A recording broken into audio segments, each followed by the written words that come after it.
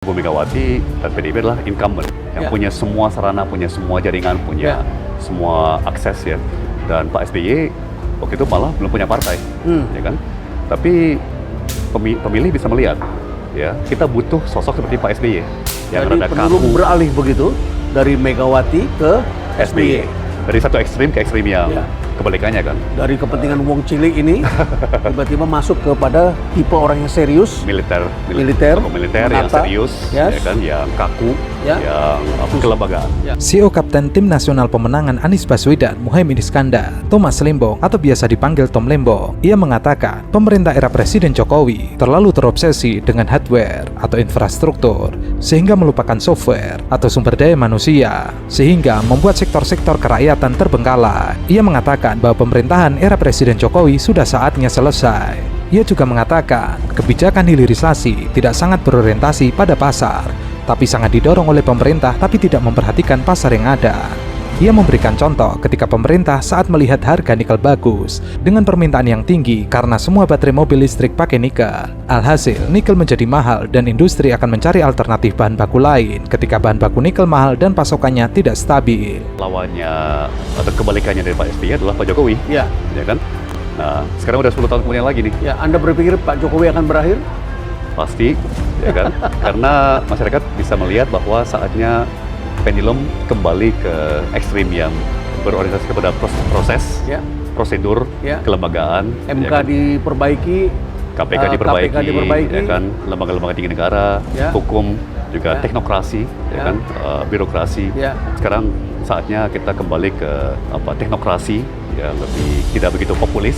Masalah kedua, hilirisasi adalah pemerintah terlalu fokus pada nikel dan baterai, sehingga menyebabkan kebijakan menjadi terlalu sempit bagi sektor lain. Sebetulnya, industri nikel ini padat modal, sama sekali bukan padat karya, apalagi pabrik mobil listrik, yang bekerja robot, mekanisme otomatis, sehingga sedikit sekali manusia yang bekerja di situ. Akhirnya, dampak ke lapangan kerja menjadi minim. Ia menyebut masalah standar lingkungan hidup di sektor pertambangan maupun smelter jauh dari yang diperlukan. Ia juga menyoroti kebutuhan tanah yang besar untuk menggali nikel beserta dampaknya. 1 kg nikel sama dengan jumlah tanah yang digali atau diproses sangatlah besar. Sementara, setelah nikel dikeluarkan dari tanah, tanah itu menjadi racun. Kalau kita mau mengolah tanah, tidak menjadi racun itu membutuhkan kos yang besar. Sudah berkali-kali mengatakan, pandangan bahwa kekuatan utama kita, aset utama kita adalah sumber daya alam. Itu perspektif yang sangat kolonial. Ya, sumber daya kekuatan atau aset utama kita adalah manusia kita, ya warga kita, ya. Kalau kita lihat fakta di seluruh dunia, banyak kan negara yang kaya dengan sumber daya alam, itu biasanya miskin, ya. Dan banyak kan negara yang tidak punya sumber daya alam, itu malah kaya. Di Jepang, ya kan, Singapura, Taiwan.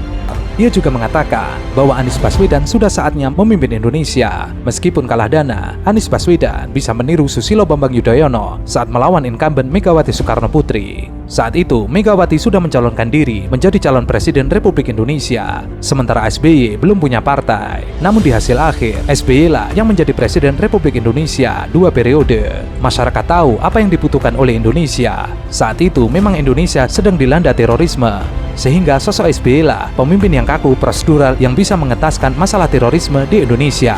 Ingin membangun institusi, ya kan, dan terorisme waktu itu harus diatasi, dan beliau mengatasinya dengan sukses. Dan setelah itu tidak ada lagi serangan-serangan teror. Tapi di akhir periode kedua rakyat sudah mulai frustasi, ya kan? Karena ini merasa tidak ada hasilnya. Terlalu kaku. Ini terlalu persis, tidak ada hasilnya karena terlalu berorientasi pada prosedur, menjadi terlalu protokoler, ya kan? Dan itu dia kurang berani.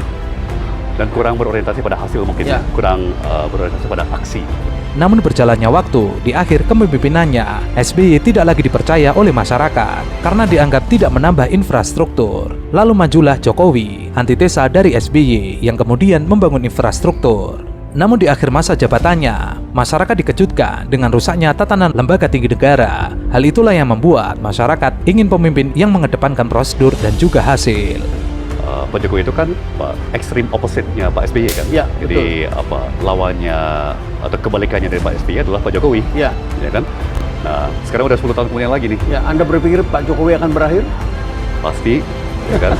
Karena masyarakat bisa melihat bahwa saatnya pendulum kembali ke ekstrim yang berorientasi kepada proses, prosedur, Ya. kelembagaan, MK ya kan? diperbaiki, KPK diperbaiki, KPK diperbaiki. ya kan? Lembaga-lembaga tinggi negara, Ya. hukum, juga Ya. teknokrasi, ya Ya. kan? Birokrasi. ya, Sekarang saatnya kita kembali ke teknokrasi, ya lebih tidak begitu populis.